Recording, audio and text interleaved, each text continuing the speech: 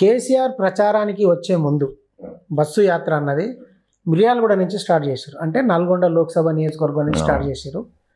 సాగర్లో నీళ్లున్న ఆయకట్టును మొత్తం కాంగ్రెస్ ఎండబెట్టింది, నీరు ఇవ్వకుండా. మా 9.5 ఏళ్ల పాలనలో ఎన్నడూ సాగర్ ఆయకట్టు ఎండలేదు. దాని మీద ఒక పెద్ద ఆరోపణలు చేశారు ఇక్కడే మిర్యాలగూడెంలో. మీరు ఎట్లా రెస్పాండ్ అవుతారు? అంత పెద్ద లీడర్ కేసీఆర్ గారు. కింద వాళ్ళు అంటే వేరే విషయం. కేసీఆర్ గారు అంత పెద్ద లీడరు, ప్రజలకు అన్నీ తెలుసు. అలాంటి కేసీఆర్ గారు అలాంటి ఆరోపణ చేయటం వారి స్థాయికి తగలేదు అనేది నా అభిప్రాయం. ఎందుకంటే వాళ్ళ గవర్నమెంట్ జూన్ జూలైలో ఉంది. అప్పుడు వర్షాలు ఎట్లా పడ్డాయి, వర్షాభావ పరిస్థితులు ఎట్లుండేనో వారికి తెలుసు. పడ్డ తర్వాత వాళ్ళ గవర్నమెంటే, వారు సీఎంగా ఉన్నప్పుడే వాళ్ళ ప్రభుత్వమే ప్రకటించింది క్రాప్ హాలిడే. వాళ్ళ పేపర్లలో నమస్తే తెలంగాణలలో రాబోయేది గడ్డు పరిస్థితులు మనం చూసి ఒక్కో బొట్టు నీళ్లు ఆదా చేసుకోవాలి, వాడుకోవాలని ప్రకటించారు. క్రాప్ హాలిడే ప్రకటించి మామూలుగా వదలాల్సిన నీళ్ళు ఆగస్టులోనే వదలలేదు. అప్పుడు వాళ్ళ ప్రభుత్వం ఉంది.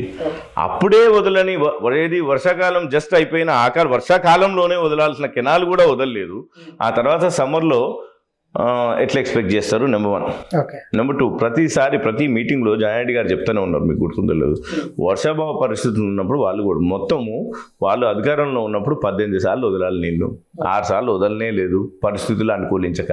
అంటే మనం చేసిన పని అబద్ధంగా ఎట్లా చెప్పుకుంటారో అర్థం కాదు. ఇవన్నీ బ్లాక్ అండ్ వైట్ పనులు, అంటే పేపర్ మీద ఉంటాయి, అన్ని కనిపించే పనులు. కనిపించే దాని మీద కూడా పచ్చిగా నేను అబద్ధం ఆడేస్తా, తర్వాత ఏదో గుడ్డగాలు చేసి. ఇప్పుడు నేను సాగర్లో నీళ్ళు వదిలితే వదలకున్నా నాకు ఓట్లు సాగర్లోనే పోతాయి తప్ప ఆదిలాబాద్లో పో. కానీ ఇక్కడ సాగర్లో ఉన్న వాళ్ళకి తెలుసు కదా, వాళ్ళకి వచ్చింది రానింది ఉన్న పరిస్థితులు ఏందో తెలుసు కదా. ఆ విషయాన్ని ఇంకోటి పక్కన పెడితే ప్రభుత్వ పరంగా మేము ఇప్పుడే అధికారంలోకి వచ్చాం. ఓకే, నీళ్ళు ఉన్నాయని అనుకుందాం. కూర్చొని బటన్ ఒత్తితే గేట్లు తెరుచుకొని నీళ్లు పారుతాయి. దానికి మాకేం నొప్పి? ఒకవేళ నీళ్లుంటే ఇవ్వడానికి మాకేం నొప్పి? ఖర్చా మా సొంతం ఏమన్నా బొద్దా? ప్రభుత్వానికి మంచి పేరే వస్తుంది, ఎలక్షన్లు వస్తున్నాయి. కానీ ఏంటంటే మనం సాగర్ మీద చాలా డిపెండ్ అయ్యాను.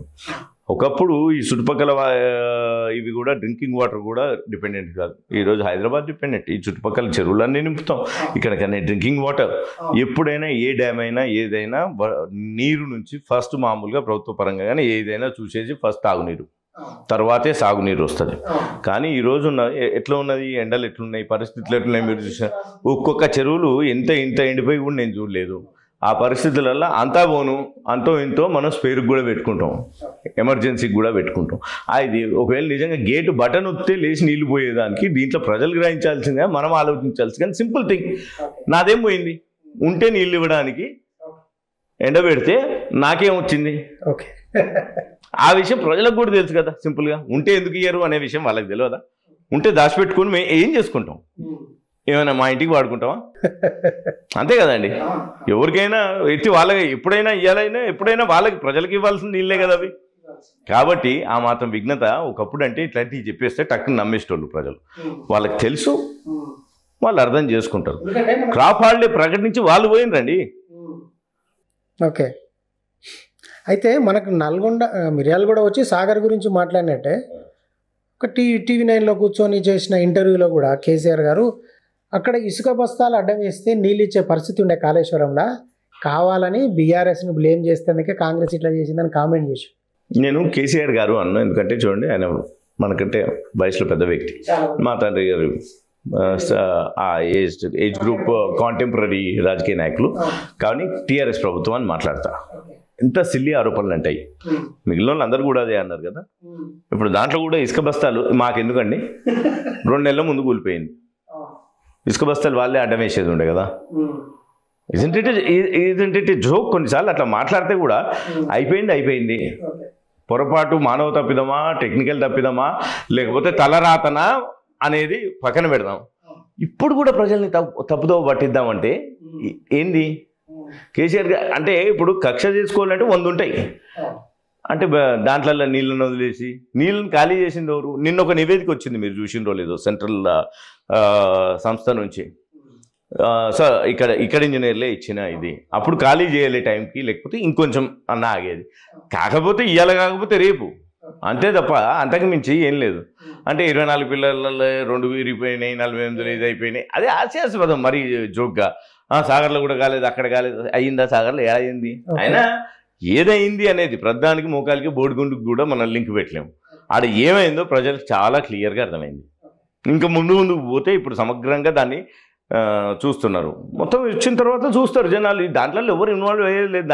దాంట్లో బ్లేమ్ చేస్తే కేసీఆర్ గారిని ఏమొచ్చింది? అయిపోయింది అనుకున్న కాంగ్రెస్ లేవలేదా? అయిపోయింది అనుకున్న టీఆర్ఎస్ కూడా లేవచ్చు. ఇప్పుడు చనిపోయిందని నేనేమన్నా. అదొక రాజకీయ పార్టీ, నాయకులు ఉన్నారు, వాళ్ళకు అన్ని వనరులు ఉన్నాయి. కానీ ఇట్లాంటివి చేసినప్పుడు ఓకే, వాళ్ళ స్కిన్ కాపాడుకోవటం ముఖ్యమే.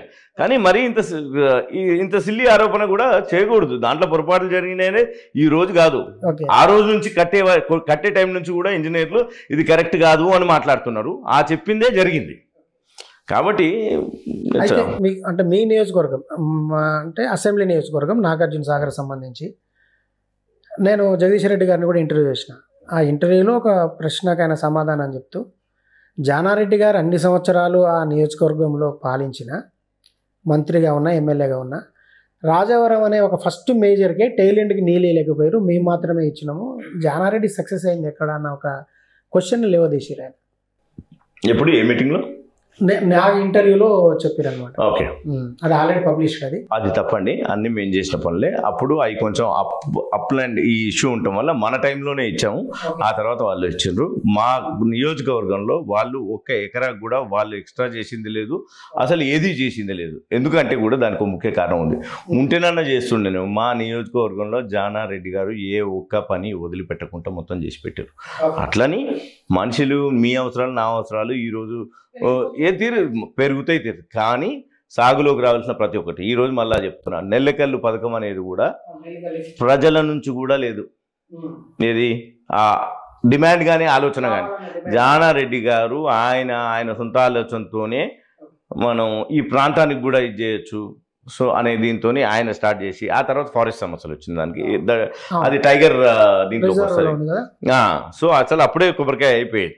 కానీ ఆ తర్వాత ఇంకొకటి చెప్పాలి, ఆ టైంలో సుఖేందర్ రెడ్డి గారు ఎంపీ ఉండే. ఆ తర్వాత ఇక్కడ క్లియరెన్స్ చేయించి గవర్నర్ నరసింహన్ గారు క్లియర్ చేసిన సంతకం, గవర్నర్ పరిపాలనప్పుడు కిరణ్ కుమార్ రెడ్డి గారి తర్వాత క్లియర్ చేసిన సంతకం అదొకటే. ఆయన క్లియర్ చేస్తూ ఢిల్లీకి పంపినరు. ఎన్జిటీలో జానారెడ్డి గారు సుఖేందర్ రెడ్డి గారు ఎంపీగా చాలా ఎన్జిటీ చుట్టూ తిరిగి దాని క్లియరెన్స్ తీసుకొని వచ్చిండ్రు. ఇప్పుడు 2016లో తీసుకొని వస్తే దాన్ని మొన్న మా బై ఎలక్షన్ ఎవరికి టెండర్లు విలువ లేదండి. దాన్ని ఇంకా పెంచి చేస్తాం, పెద్దగా చేస్తాం, చిన్నగా చేస్తాం అని దానికి టెండర్లే విలువ లేదు. అంటే మా బై ఎలక్షన్ వచ్చే వరకు టక్కున వచ్చి కొబ్బరికాయ కొట్టారు. క్లియరెన్స్లు వచ్చిన తర్వాత 5-6 ఏళ్ళకు కూడా వాళ్ళు నిద్ర మేల్కోలేదు. ఎందుకంటే చిన్నవి కదా, ఈ దాంట్లో పెద్ద నెంబర్స్ కనిపించలేదు వాళ్ళు, అమౌంట్లో నెంబర్లు కనిపించలేదు. కాబట్టి దాన్ని పెద్ద ప్రాజెక్ట్ చేస్తామనే కళలతోనే అంతే గడిచిపోయింది. అది తర్వాత కొబ్బరికాయ కొట్టిండ్రు. సీఎం గారు, అప్పుడున్న సీఎం గారికి కేసీఆర్ గారు కుర్చీ చేసుకొని కూర్చొని పని చేయిస్తా అన్నారు. జగదీశ్వర్ రెడ్డి గారు ఆ టైంలో వచ్చి, అప్పుడు మా ఎలక్షన్ జరిగింది మార్చిలో అనుకుంటా, జనవరిలో సంక్రాంతి పండుగ నేను ఇక్కడనే చేసుకుంటా, మీతో పాటు నీళ్ళు వదిలి సంక్రాంతి పండుగ చేసుకుంటా అన్నారు. అట్లా అంతకుముందు మెయిన్ 18 ఎలక్షన్లలో కూడా అట్లాంటిదే హామీ ఇచ్చారు.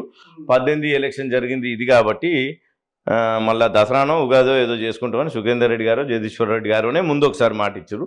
పండుగలన్నీ పోతూనే వస్తాయి. ఇప్పుడు మేమే వచ్చేసినాం, మీకు ఏం తొందర లేదు చూస్తారు. 1 సంవత్సర కాలంలో first phase will be completed.